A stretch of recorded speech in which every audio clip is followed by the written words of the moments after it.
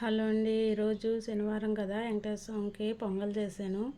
పొంగల్ చేసి పెట్టాను. చూడండి, ప్రతి వారం నేను ఏదోటి స్వామివారికి చేసి పెడతాను. ఈ వారం మాత్రం పొంగల్ చేసి పెట్టాను. మామిడి పళ్ళు పెట్టి పొంగల్ చేసి పెట్టాను. సో ఈ పొంగల్కి కావాల్సిన పదార్థాలు, మనం బియ్యమును సగ్గుబియ్యం ముందు కడిగేసి ఒక 2 గంటల ముందు పెట్టేసుకోవాలి. తర్వాత వచ్చి పాలు నీళ్ళు ఎసరు పోసుకోవాలి. పాలు నీళ్ళు అంటే ఒక గ్లాసు బియ్యానికి 3 గ్లాసులు వేసుకోవాలి నీళ్ళు. అందులో సగ్గుబియ్యం ఉంటాయి కనుక 3 గ్లాసులు పోసుకున్నాక ఇవి బాగా ఉడికాక మనం బెల్లం చెదకొట్టి వేసుకోవాలి.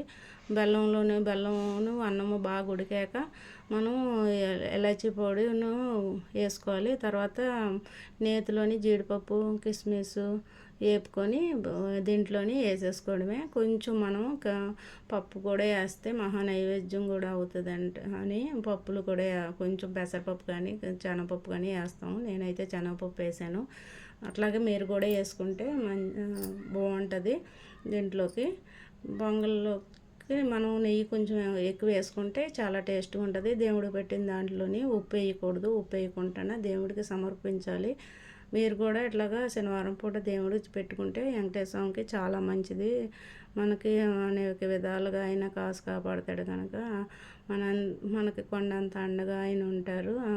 మనం ఇలా చేయడంలోనే చాలా మంచిది. మన ఇంట్లోని కూడా మీరు కూడా ఒకసారి ఇట్లా ట్రై చేయండి.